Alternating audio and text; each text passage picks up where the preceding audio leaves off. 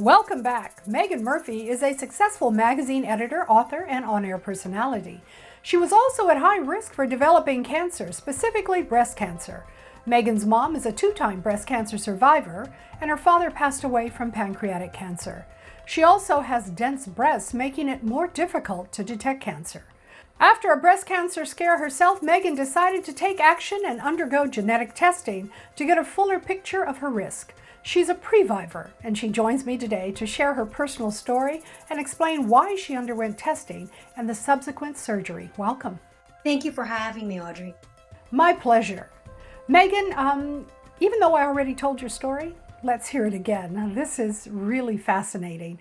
So you've always worried about your risk of a breast cancer diagnosis.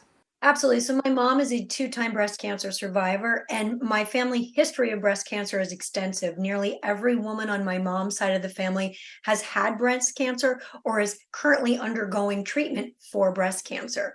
My father passed from pancreatic cancer. We just have a lot of cancer in the family. And because my breasts were so dense, as diligent as I was with my screenings, I was always in fear. I would have, a mammogram, then I would need a follow-up sonogram, then it would go to a breast MRI. And then ultimately they did find a lump. I had it biopsied on like a Thursday or a Friday, held my breath the entire weekend in fear. And then by the grace of God, found out that it was benign on a Monday. I'm a mother of three. I've been so impacted by cancer. So this was hard. It was really scary and really hard. And it was in that moment that my breast surgeon looked at me and she says, we need a full picture here. We need to know what we're dealing with. Are we going to be doing this every 3 months, every 6 months? What are your actual risk factors? And so that's when we turned to Invitae and we did some genetic testing. I found out that I had a change in the DNA of my CHEK2 gene. And I think this is important, Audrey, because I think a lot of people know about BRCA1, BRCA2. We've heard of those gene variations. There's not as much knowledge about the CHEK2 gene, which also increases your risk for breast cancer.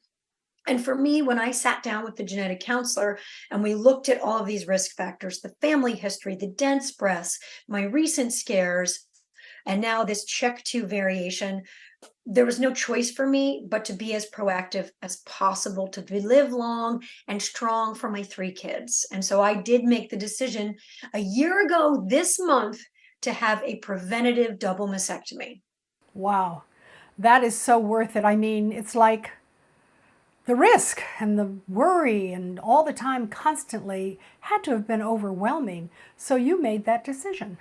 Oh, it was incredibly overwhelming, that hanging over you. And I had a little bit of PTSD from having my mom's diagnoses and my father's diagnosis and going through treatments and cancer and loss with my family. It was a lot. Right. And then that decision to have a double mastectomy so that you could be a previvor versus a survivor. Yeah. So in the breast cancer community, we refer to previvors as someone like me who's preventatively, prophylactically, proactively had a double mastectomy to dramatically decrease our risk for breast cancer. Someone like my mom is a survivor. Previvors are people like me who were proactive. Megan, how long did it take you to make that decision?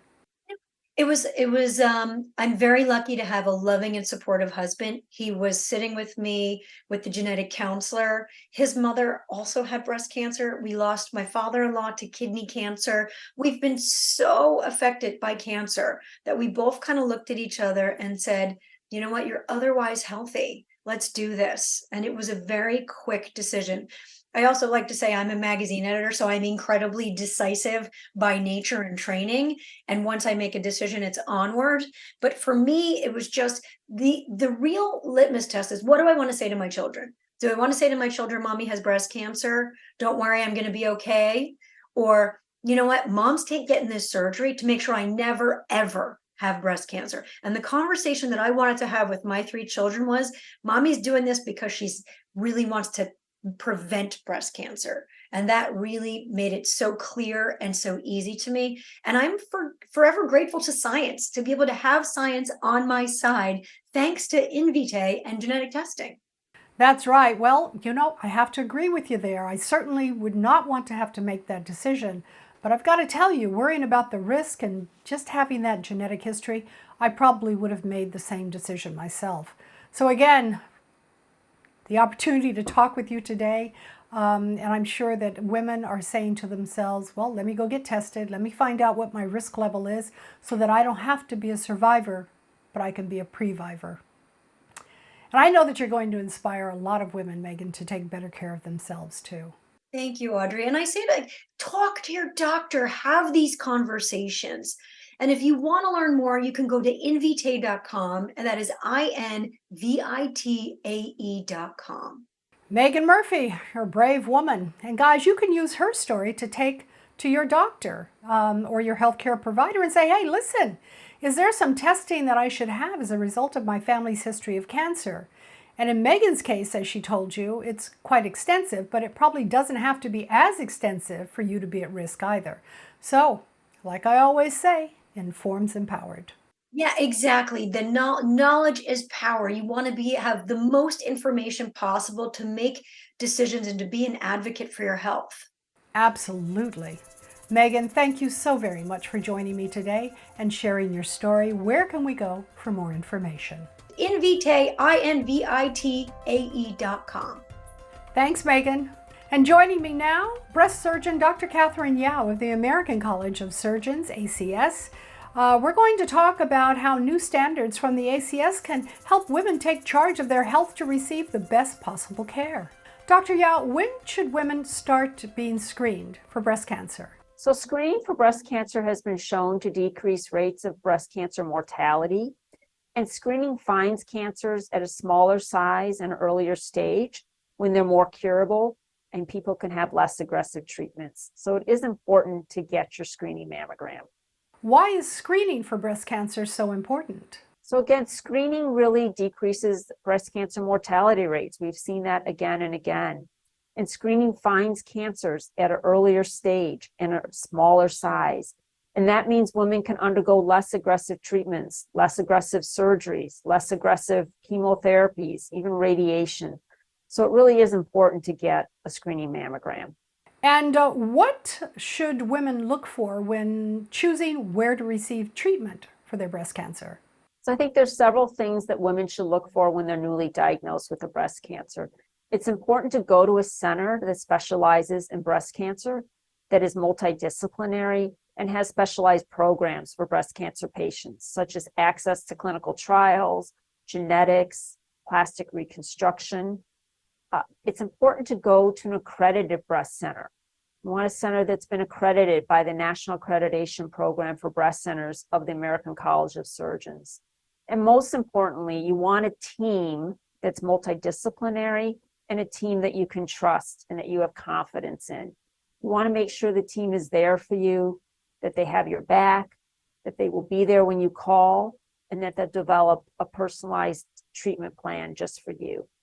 What is breast density and how does it impact breast cancer risk? So breast density is the balance of the fatty tissue in the breast with the glandular and fibrous breast tissue. You can only tell if somebody has dense breast tissue on a screening mammogram. There are 4 density readings, and if you're in the higher 2 readings, then you would be in what we call a dense breast tissue reading. People with dense breast tissue have an increased risk for breast cancer, and so their screening regimen may change and be different than women that don't have dense breast tissue. And where can we go to learn more? I'd recommend that you go to the American Cancer Society website. They have a wonderful website with lots of information to read about breast cancer. The American College of Surgeons also has a wonderful website. If you go to facs.org/breastcare, you will be taken to a page with several different video modules, and they will go through treatments for breast cancer, different surgeries for breast cancer. We are actually using these modules in my clinic today. All right, so 1 in 8 women will be diagnosed with breast cancer in their lifetime, making breast cancer the most common non-skin cancer diagnosis in women. Thank you, Dr. Yao, for joining me. Thank you for having me. I'm going to take a quick break. I'll be right back.